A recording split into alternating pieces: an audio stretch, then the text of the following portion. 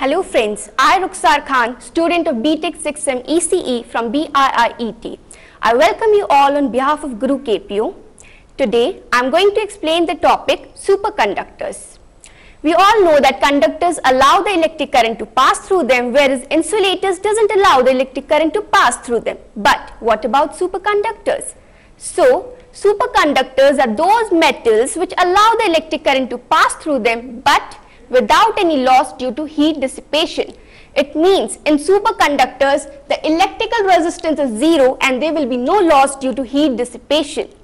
The examples of superconductors are aluminium, tin, mercury with the critical temperature 1.2 Kelvin, 3.7 Kelvin, 4.2 Kelvin respectively. Now, how were superconductors formed? So, before the discovery of superconductor, it was found that there are some metals called conductors which have electrical resistance zero at absolute zero temperature. But later on it was found that there are also some metals which when cooled below certain temperature have electrical resistance zero.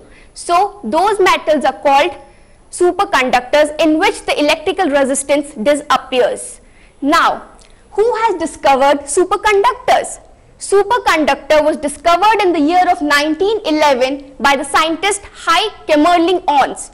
He found that there will be no loss due to resistance which occurs due to the vibrations at the molecular levels which causes heat dissipations. Hence, superconductor conducts electricity without any resistance. So, why we are using superconductors nowadays? Because when we use superconductors, it means we are ensuring that there will be no loss due to heat dissipation and the voltage drop will be minimum and it will occupy a less space. Like in the previous times, we are using overhead power lines. Overhead power lines are structures which are used for the electric power transmission and distribution of the electric information over large areas.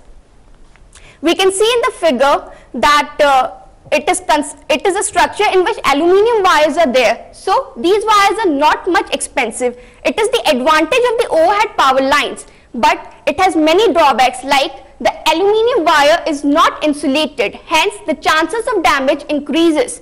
But in superconductor, such problem doesn't occur. Overhead power lines occupy a large area, but superconductor pipelines doesn't occupy a large area. The voltage drop in superconductor pipeline is 200 kilovolt only, but in overhead power lines it is 765 kilovolt. Therefore, in order to reduce the losses, in order to occupy minimum space, we are using superconductors nowadays. That's it. Thank you. And for more information, you can log on to www.gurukpo.com.